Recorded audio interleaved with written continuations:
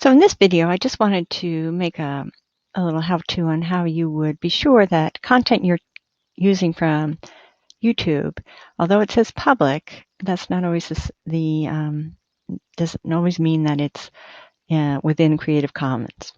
In fact, copyrights may apply. So once you are logged in on your Google account and your Google Plus, you should have already had your YouTube channel associated with that established.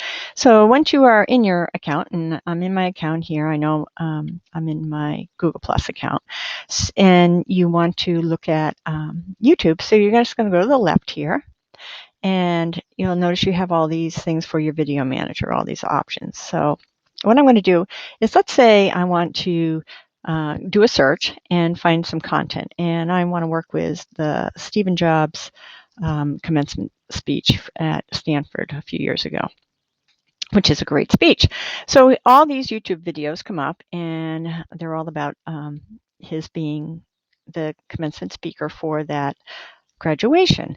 So they're public, and you can see here they're on YouTube, and you think they're fine. So, but just to check, because if you're going to have this particular video up on a site where maybe your kids are going to closely read it, or you're going to have it up on your website, and you just want to be sure that you aren't infringing on a copyright law. So I'm going to apply a filter. And so within my Google Plus account, and I do have a YouTube channel, I can now apply a filter. So I just go up here to filters, and I'm going to go to Creative Commons. And I'm also going to have the same search, which is Steve Jobs. And let's just see, even though if this is a publicly shared video, if it is part of Creative Commons, which means that you are free to use it educationally, commercially, whatever. Okay, so let's apply this filter onto the search. Okay, so now look, it's not within Creative Commons. That means that copyright laws apply, and you need to get permission to use that content.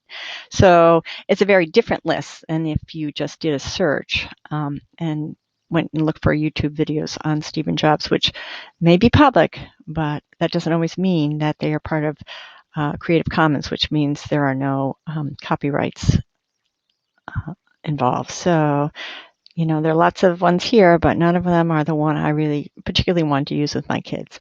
So it's a really good idea to apply the Creative Commons filter when you're looking for content that may end up on a website that could be educational, but could also be used elsewhere and be impacting, without you knowing it, you could be violating copyright law. So there you are. It's the Creative Commons filter on your YouTube with your Google Plus account. There you go.